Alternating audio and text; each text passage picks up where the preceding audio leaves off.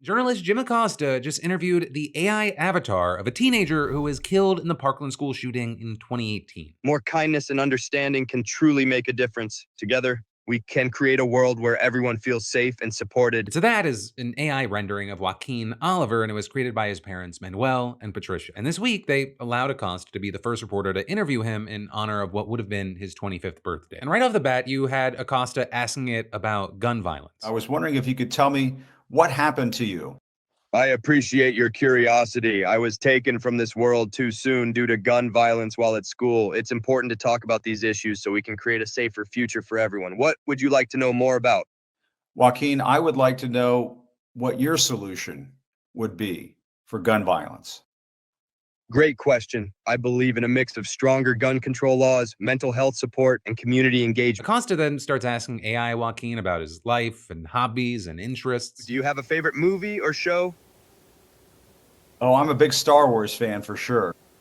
Star Wars is such an epic saga. The adventures, the characters, and that iconic music are unforgettable. And then after speaking with the AI, you had Acosta speaking to Joaquin's father. Also mentioned that I understand that this is AI.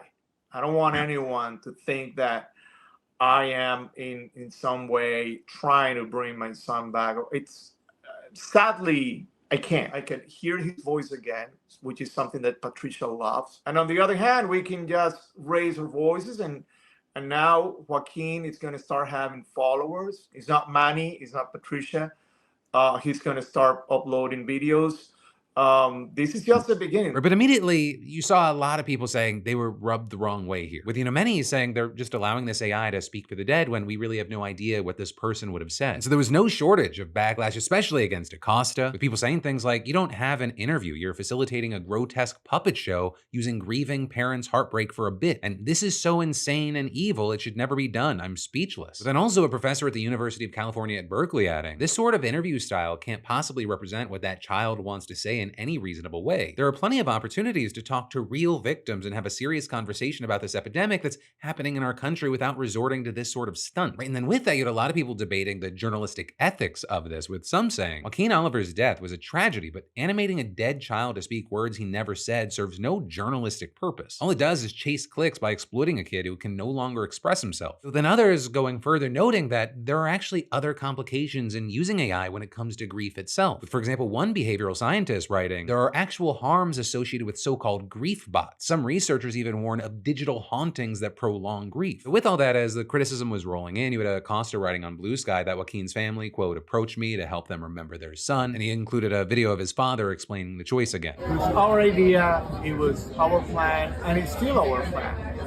We feel that Joaquin has a lot of things to say. If the problem that you have is with the AI, then you have the wrong problem.